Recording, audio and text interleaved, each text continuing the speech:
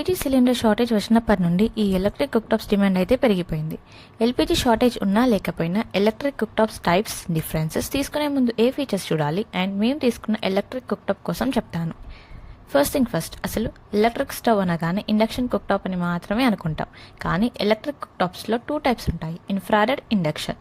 కానీ అందరూ కామన్గా చూస్ చేసుకునేది మాత్రం ఇండక్షన్, ఎందుకంటే అది తక్కువ పవర్ని కన్స్యూమ్ చేసుకుంటూ కుక్ చేయడానికి తక్కువ టైం తీసుకుంటుంది. బేస్ టచ్ చేసినా కూడా ఎలాంటి ప్రాబ్లం అనేది ఉండదు. సో పిల్లలున్న వాళ్ళు కూడా ఈజీగా యూస్ చేయొచ్చు. కానీ ఇక్కడ ఇన్ఫ్రారెడ్ మాత్రం అలా కాదు.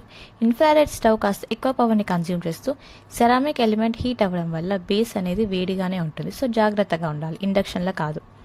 కానీ ఇన్ఫ్రారెడ్లో ఉన్న ఒకే ఒక అడ్వాంటేజ్ అండ్ ఇండక్షన్లో ఉన్న డిసడ్వాంటేజ్ ఏంటి అంటే vessel compatibility.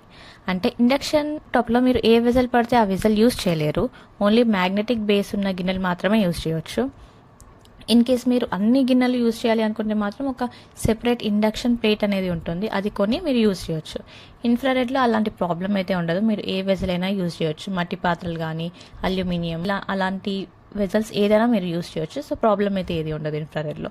And ఇన్ఫ్రారెడ్లో grill option ఉంటుంది అండ్ హీట్ కూడా ఈవెన్గా డిస్ట్రిబ్యూట్ అవుతుంది.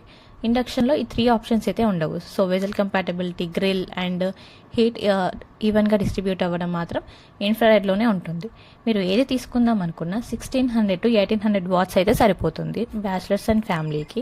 బట్ ఒక పెద్ద ఫ్యామిలీ ఉండి పెద్ద వెజల్స్ యూజ్ చేసుకుంటామంటే మాత్రం 2200 వాట్స్ తీసుకుంటడం బెటర్. మా రిక్వైర్మెంట్ బేస్తో మేము ఇన్ఫ్రారెడ్ తీసుకున్నాం. అన్ని వెజల్స్ యూజ్ చేసుకునేలాగా గ్రిల్ ఆప్షన్ కావాలి అండ్ హీట్ ఈవెన్గా డిస్ట్రిబ్యూట్ అవ్వాలి అని. పవర్ కన్జంప్షన్ ఎక్కువనే ఉంటుంది, బట్ రెగ్యులర్గా యూజ్ చేయం కాబట్టి నాట్ అన్ ఇష్యూ. చాలా ఆప్షన్స్ చూసి మేమైతే బజాజ్ ఐఆర్ 2200 వాట్స్లో తీసుకున్నాం. సో ఏదైనా బయటికి వెళ్ళినప్పుడు కూడా యూజ్ అయ్యేలాగా, హీట్ ఈవెన్గా డిస్ట్రిబ్యూట్ అవ్వాలి and feature touch control panel ఉంది, గ్రిల్ ఆప్షన్ ఉంది, డిజిటల్ డిస్ప్లే ఉంది, గ్లాస్ కాబట్టి కాస్త జాగ్రత్తగానే ఉండాలి. అండ్ ఇందులో మనకి 3 ప్రీసెట్ మోడ్స్ ఉన్నాయి. అంటే ఫ్రై, సూప్, బార్బిక్యూకి జస్ట్ ఆ బటన్ ప్రెస్ చేస్తే మనకి ఫ్రై అంటే ఫ్రై, సూప్, బార్బిక్యూకి తగినట్టు హీట్ అండ్ టైమింగ్ అదే సెట్ చేసుకుంటుంది. మళ్ళీ 7 పర్సనలైజ్డ్ లెవెల్స్ ఉన్నాయి.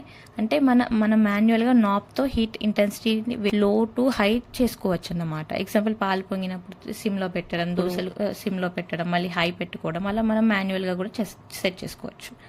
అండ్ వాల్డిష్ ప్రో ఆప్షన్ కూడా ఉంది. వాల్డిష్ ప్రో అంటే మనకి ఇండియన్ హోమ్స్ ఎలక్ట్రిసిటీ ఫ్లక్చుయేషన్స్ అయితే అవుతూ ఉంటాయి. సో కరెంట్ పోయి సడన్గా వచ్చినప్పుడు ఈ వాల్డిష్ ప్రో వల్ల మనకి cook top internal circuit damage అవ్వకుండా హెల్ప్ చేస్తుంది. ఇందులో variable time, temperature, power selection ఉంది. So example 30 minutes, temperature 180 degrees set చేసుకొని కూడా కుక్ చేసుకోవచ్చు. అంటే మీరు ముందుగానే సెట్ చేసుకొని కుక్ చేసుకోవచ్చు, మధ్యలో ఎలాంటి డిస్టర్బెన్స్ అనేది లేకుండా.